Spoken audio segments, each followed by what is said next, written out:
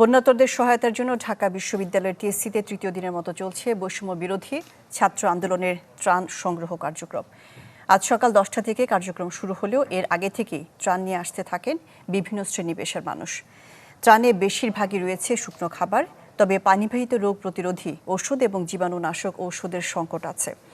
গতকাল মধ্যরাত পর্যন্ত একদিনই নগদ অর্থ এবং মোবাইল ব্যাংকিংয়ের মাধ্যমে জমা হয়েছে 1,42,50,196 টাকা।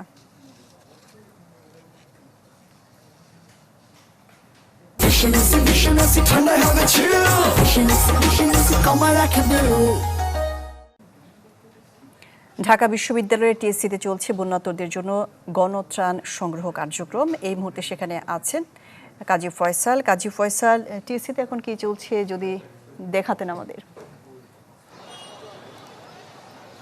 জি শাহনাজ, দেখানোর পাশাপাশি আমরা একটু বলতেও চাই যে আজকে তৃতীয় দিনের মতো চলছে গণত্রাণ কর্মসূচি। এটি মূলত এটির আয়োজক যারা তারা হচ্ছেন বৈষম্য ছাত্র আন্দোলন, যারা সাম্প্রতিক দেশে কিন্তু আলোচনায় এসেছেন সরকারের গণ অভ্যুত্থান ঘটিয়ে, অর্থাৎ শেখ হাসিনা সরকারের গণ অভ্যুত্থান ঘটিয়ে তারা মূলত আলোচনায় এসেছেন এবং তারা কিন্তু পুরো দেশের পুরো চালচিত্র কিন্তু পরিবর্তন করে দিয়েছেন। এরপরে কিন্তু তাদের আরও একটি যে দায়িত্ব তাদের ঘাড়ে চেপে গেল এবং তারা কিন্তু সেটি সঠিকভাবে পালন করছে বলে সবাই মনে করছেন।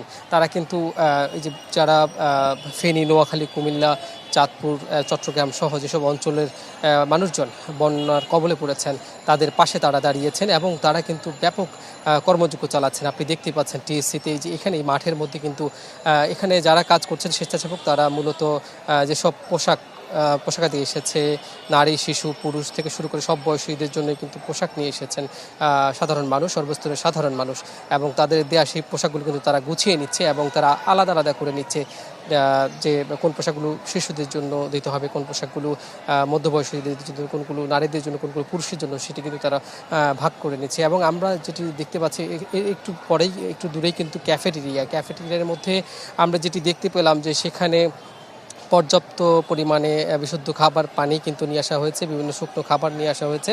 তবে শিক্ষার্থীরা আমাদেরকে যেটি জানালেন যে এখন পর্যন্ত খাবার, স্যালাইন এবং জ্বর, পেটের সমস্যা, অর্থাৎ কমন যে অসুখগুলো হয় বা পানিবাহিত যে রোগগুলো আছে সেগুলো যে মেডিসিন সেগুলোর সংকট রয়েছে। এছাড়া ট্রান্সপোর্টের সংকট কিন্তু ছিল আগে, বাট সেটি এখন কেটেছে। বিভিন্ন বাস, বিভিন্ন গাড়ি, বিভিন্ন ট্রাক কিন্তু এখানে এসে অবস্থান নিয়েছে। শাহনাজ। জি, কাজী ফয়সাল। টিএসসি থেকে গণত্রাণ সংগ্রহ কার্যক্রম নিয়ে জানাচ্ছিলেন কাজী ফয়সাল।